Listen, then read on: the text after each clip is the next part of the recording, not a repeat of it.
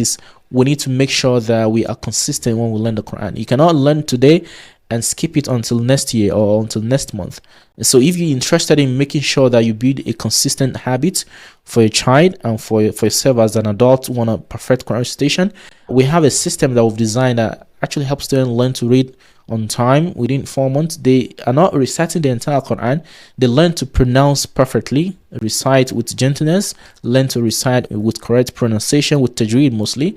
We're not getting them to read the entire Quran in 4 months, but we teach them the skills to read anywhere in the Quran so that the kids can ponder, they can do tadabbur, they can pause and reflect on the Quran that they are learning, not just the goal of reciting the entire Quran within a certain number of years, but we're getting them to learn to recite on their own so there can be tadabbur and there can be a way to converse with the Quran on their own, inshallah. There's a link below this video. Tap to see how we can help. If it makes sense to you, schedule an admission call with us. Subscribe to this channel, inshallah, to learn more about Quran connections and parenting with the Quran, inshallah.